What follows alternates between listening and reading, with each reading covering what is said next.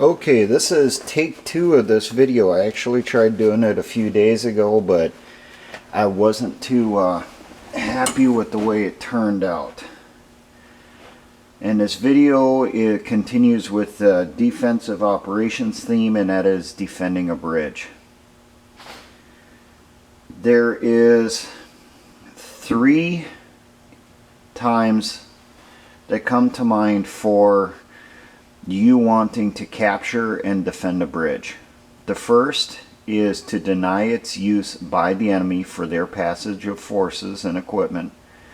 The second is to deny the enemy's abilities to destroy that bridge.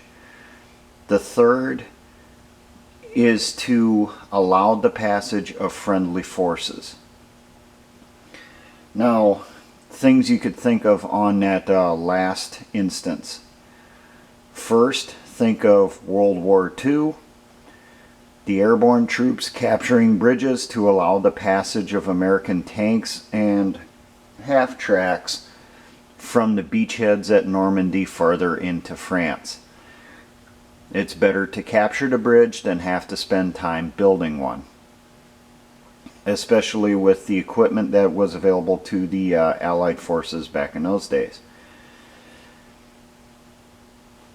Then we can jump forward, say 40 years. Let's say the Cold War went hot. We have World War III. The Soviet troops and Warsaw Pact troops are crossing into Western Germany. We hold the bridge to allow the delaying forces that are on the east side of the body of water to pull back across. They're continuing trying to slow the Warsaw advance. Well, we don't want to leave them on the east bank to become prisoners. We want them to stay in the fight as long as possible, so we hold that bridge, make sure the enemy does not capture it, to allow us to get our armor, our armored personnel carriers, our trucks, our troops across that bridge back into friendly territory before we destroy it to deny its use to the enemy. Now, I keep coming into a couple different ways on how to defend this, and I know I should just concentrate on the guerrilla aspect. And for a guerrilla, why would you defend a bridge? Well, primarily it would be to deny its use to the enemy. So, we'll try coming at it from that aspect. We have a bridge here against a fairly decent sized body of water. The enemy has a forward operating base on this side and a forward operating base on this side. This is east, this is west. Well, we're going to be launching a major assault against the forward operating base on the west side.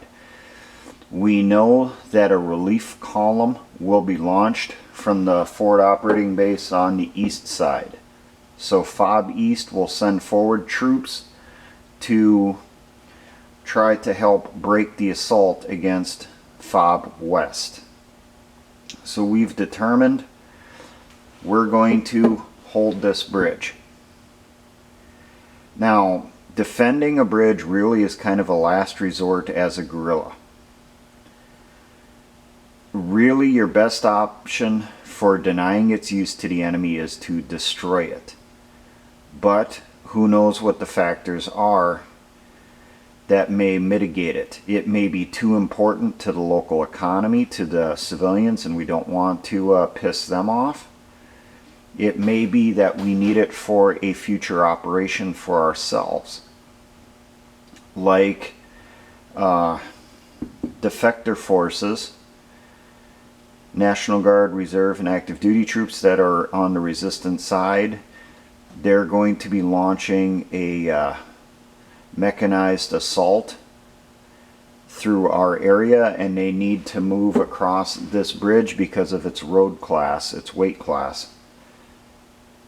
And we need to make sure that that bridge does not get so damaged that they can't use it for that assault. That's a possibility. But for a guerrilla, best option is usually to destroy the bridge, but you may not have enough materials. You may not have enough explosives to take the bridge out to cause it serious damage. Or it could be a situation where you have the explosives, but the enemy has the capabilities to put that bridge in too quickly, and you don't have enough of a supply of explosives to constantly take out those replacement bridges. That's an option too. Now, with a bridge, the best way to capture a bridge is both ends at once. And why is that? Because it is a giant funnel of death and pain. If you capture one side, the enemy holds the other. You got to try assaulting across that bridge to capture the other side. That's a giant funnel, isn't it? And it's going to allow him to concentrate his fires right on you as you're trying to come across. It is a high casualty operation. So you try capturing both sides at once. How can you do that? If you're conventional military, you can launch air assault on the side opposite from where you are. We're on the west side. Enemy holds the east. We could launch a helicopter assault, an air assault on the east side. They dismount and they will be attacking this side from behind while we're attacking this side. Do it at the same time. Another option for a guerrilla would be you launch an amphibious assault farther upstream if you do not already have forces on this side. So then we cross upstream because the river will push us down towards the bridge. In that case, it'll bring us closer. We'll launch farther up, cross over, and then dismount, and we hump our way in from behind.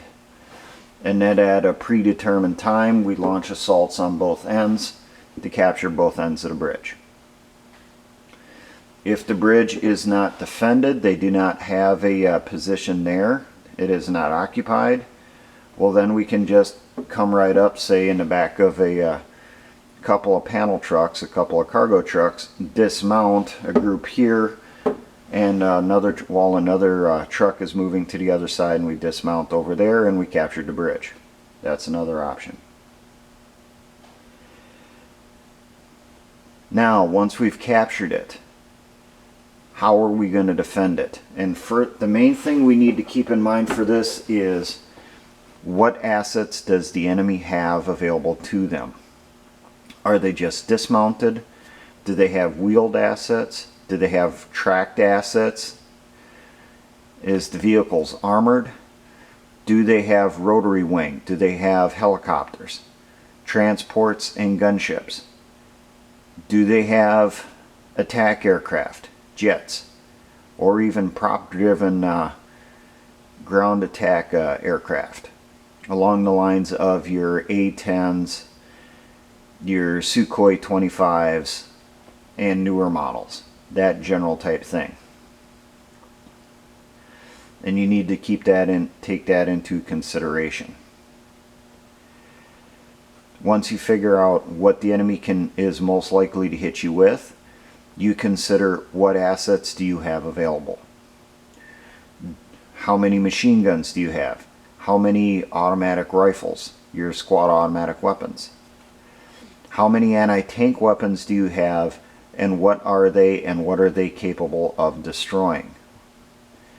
Do you have IEDs? Do you have mines? What type of obstacle materials do you have? What type of fortification materials do you have, and can you get those assets up to that bridge in time? You may have plenty of that stuff, but it may be too far away and it's not feasible for you to move it up to the bridge to put in with the defense. Ideally, the stuff you use for defending the bridge should be located nearby, or you can acquire it, you know, from fairly close by. Now, if you're defending the bridge, one of the first things I think you should do after you've captured it, have a team go through and start wiring it up. If you have the capabilities. Put in the explosives so that you can at least damage the bridge to make it impassable to the enemy. You may not have enough to completely destroy it, but as long as you can take out a nice big chunk of it so that vehicles at least cannot cross it, that's something. So keep that in mind. So have your engineers, your sapper squad start wiring it up right away. And then you have the rest of your troops start getting into defense. Now, if you have mines, really that's going to depend on the road surface. The road leading up to it. We know that the bridge itself is going to be made of a man-made material. It could be wood, could be steel, could be concrete, could be asphalt, or a combination thereof. You're probably not going to put mines in the bridge, unlike what you see in movies. But the road coming up to it, is the road dirt, or is it concrete, is it asphalt? If it's dirt, you can put in some mines to slow the attacking force. If it is concrete or asphalt, you're probably not going to put the mines in. Maybe you're going to have to do the option of having the mines off on the side of the road, roped together, that you can pull across the road right in front of the enemy before they're able to notice it, and then they drive right over the top of the mines. I talked about that in a video a long time ago. And then the two-man team that would pull those mines across the road, as soon as the explosion happens, you know, they get out of dodge. They fall back towards the bridge.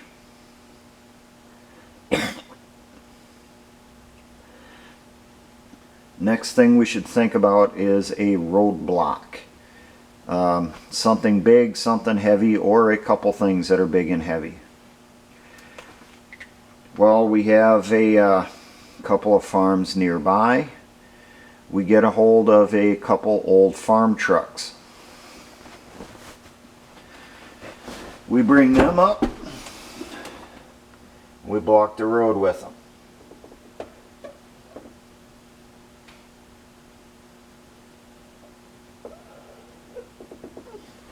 We put them in a arrowhead shape. This is the direction the enemy's coming from. They're trying to move from the east to the west. This way they hit the front end. They will push them together. Ideally, if they're smart, they'll hit one truck or the other instead of both at the same time, but stupid does happen. Biggest, bulkiest, heaviest vehicles you can get a hold of. Quick to get into position. You can reinforce it by maybe chaining the axles, the front axles together. You could back the back ends up against trees, light poles, or whatever's in the area, and then you could potentially chain the back of the truck, especially the frame or the axles, to that tree, to that light post. So we have our front already covered.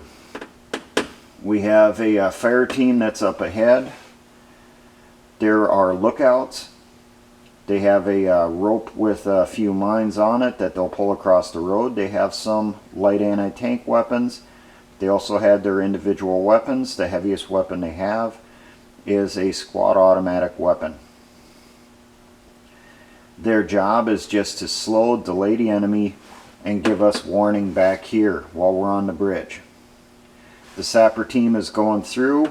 They're wiring the enemy side up as best as possible to cause damage to prevent the passage of vehicles. We may not have enough explosive to completely take out this span, so we anticipate infantry will be able to get across sooner or later.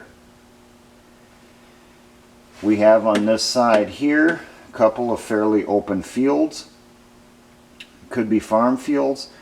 These are areas where the enemy could launch in a helicopter assault right next to the bridge, right on top of us before we would be able to react.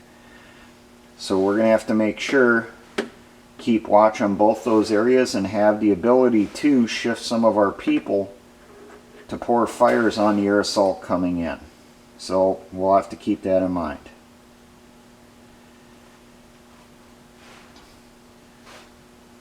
Now,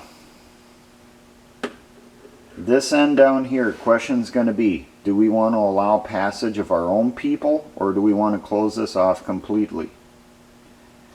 If we want to close this off completely, we can go the route of parking a few vehicles across here and then stacking other barricade materials in front of it. But remember, cars do not really stop bullets. But it would be a big chunk of mass right in front of us. If we had the time, we'd build some type of fortification. If we're going to allow the passage of friendlies dismounted across the bridge, well then maybe we'll put our position in like right in the center here, but just a couple walk paths right along either side along the guardrails. In this situation, I think we're going to say that we want to allow the passage of our people at high speeds. So we're going to put a fortification in going across here. Now at the same time, we're going to put in some trenches along both sides of the bridge to help with putting fire in across the bridge. Also keeping watch over the water to see if they try doing an amphibious assault. And then we'll have to make sure we have trenches back here for watching those fields.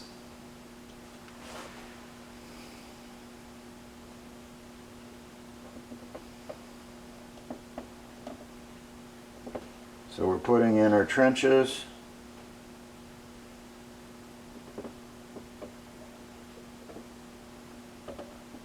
L-shaped are just going to be the easiest on this. Now the dirt we excavate. Dirt by itself isn't going to do much good if we just pile it in on top of the bridge. If we have sandbags, we fill the sandbags.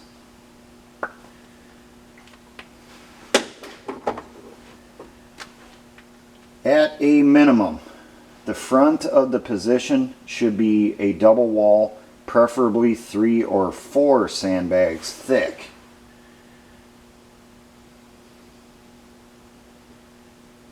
But we will have, at least to start with, a sandbag wall going across. If we have enough time, we had the materials,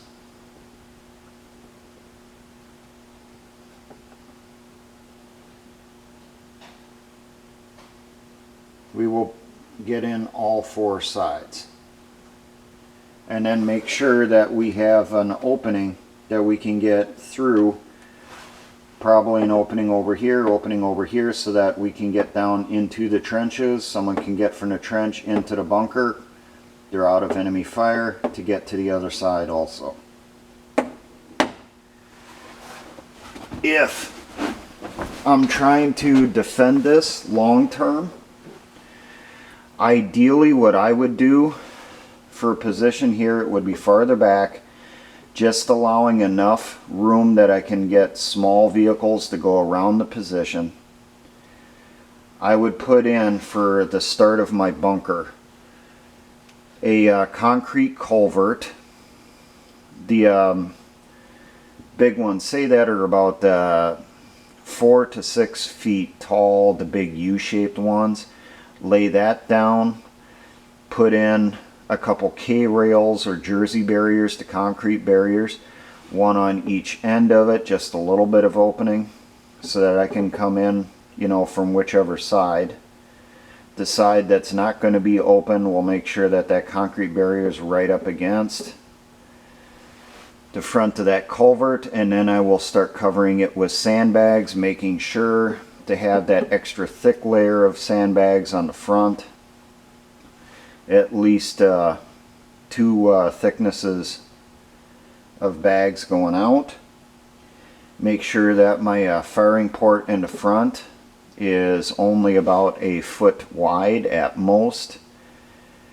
So stack my sandbags on the ground in front of the concrete, going up to the edge of the concrete, lay a layer of sandbags going across to the sandbag wall over the concrete of that jersey barrier.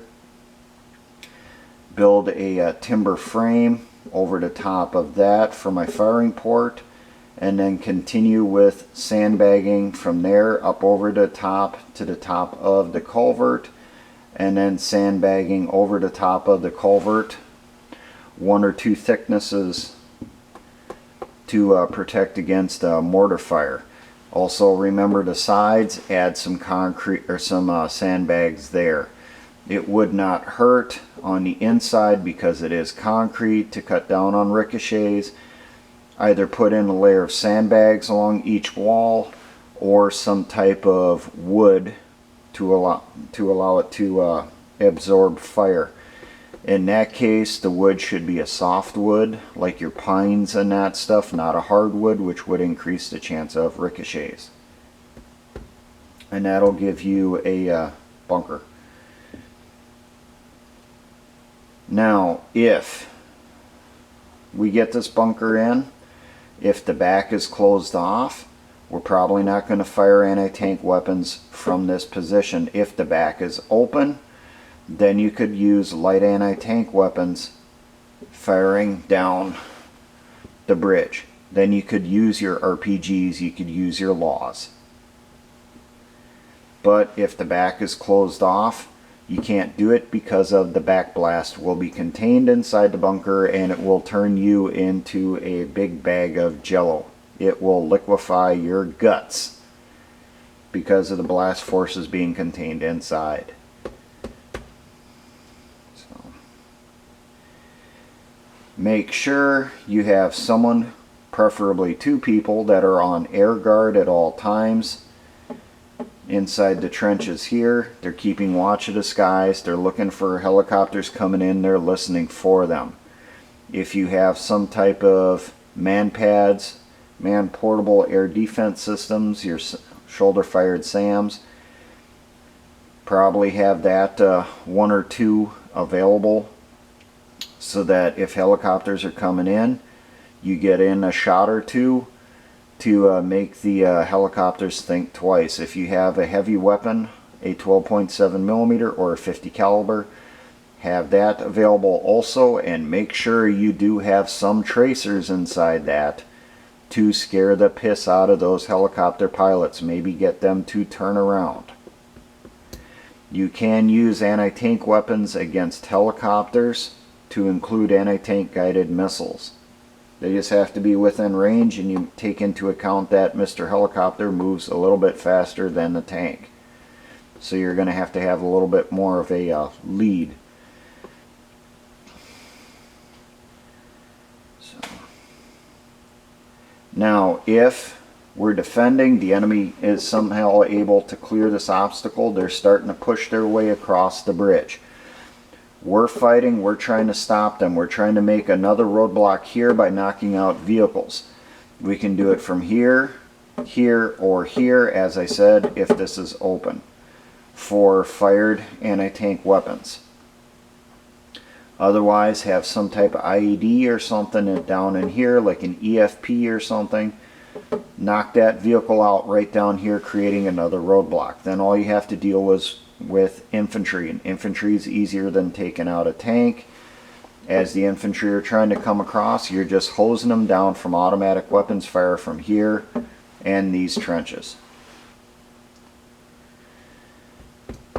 If they do start making their way across and they make it to almost the halfway point, but it's going to be the call of the person in charge here and his orders. But me, if they get to that halfway point, detonate the charges back here, seriously damaging the bridge because they're probably going to take your position. So it's better to deny its use permanently to the enemy, or at least for a while, by taking it out. Then keep pouring on the fire, taking out anyone that did come across here. Start falling back. Go back to your fallback plan at that point. Could be jumping into camouflaged vehicles that are farther back, moving off to the back and then down the side to downriver to get in hidden boats to leave whatever it is. It could be pulling back and making your way out on foot in small teams. But defending this bridge, we need to know how long do we have to hold it for. In our case, there's an operation going on FOB West, so we need to hold the enemy off until that operation is complete. Once that operation is complete, we can leave the position. Now, if the enemy for some reason did not try assaulting across the bridge from FOB East to get to FOB West, when we pull out, we will take with us any mines, any explosives, any IEDs, any booby traps, any ammunition, any weapons that we brought in with us, and any that we just happened to find in the area. Leave the positions in place, leave the obstacles in place, let the enemy clear it. Don't worry about that. Just get our stuff, get our assets, and then get them out of there. If you want to leave a surprise or two for the enemy by you had a couple booby traps set up on the obstacle, you could leave them there, but always take into account that civilians will pass through the area and they might try clearing that obstacle also. So then the question is, are you willing to take the backlash from the civilian population of you hurting civilians? Now, for all my engineer brothers in the Patriot and militia movements, always remember, essayons.